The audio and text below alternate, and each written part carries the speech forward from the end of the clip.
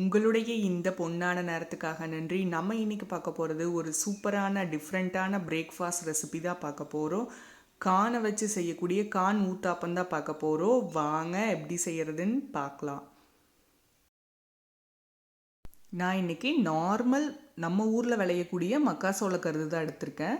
இதில் மேல் லேயர் எல்லாமே எடுத்துட்டு க்ளீன் பண்ணிட்டு ஒரு கத்தி வச்சு இந்த மாதிரி துருவி எடுத்துக்கலாம். சோளை பார்த்திங்கன்னா ரொம்ப பிஞ்சாகவும் இருக்கக்கூடாது, ரொம்ப முத்துணுதாகவும் இல்லாமல் நார்மலாக நம்ம வேக வச்சு சாப்பிட்ற பக்குவத்தில் எடுத்துக்கோங்க.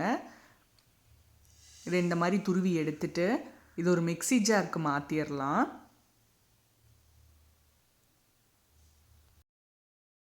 இது கூட ஒரு கொத்து கருவேப்பிலை, ஒரு சின்ன துண்டு இஞ்சி, நம்ம காரத்துக்கு தகுந்த மாதிரி பச்சை மிளகாய் ஆட் பண்ணிக்கலாம். அடுத்து ஒரு அரை ஸ்பூன் சீரகம்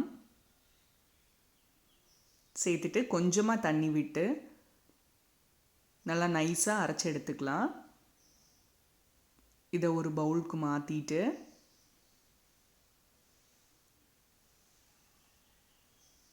ஒரு பெரிய சைஸ் பெரிய வெங்காயம் பொடியாக கட் பண்ணினது, அடுத்து தேவையான அளவு உப்பு சேர்த்து நல்லா மிக்ஸ் பண்ணிவிட்டு ஒரு தோசைக்கல்லில் எண்ணெய் தடவிட்டு நம்ம ஊத்தாப்பம் மாதிரி ஊற்றிக்கலாம். நம்ம இந்த கான் மாவில் தண்ணி வேணும்னா ஆட் பண்ணிக்கலாம், ஆல்ரெடி தண்ணியாக தான் இருக்குது. ஒரு சைடு வெந்ததும் திருப்பி போட்டு வேக வைக்கலாம்.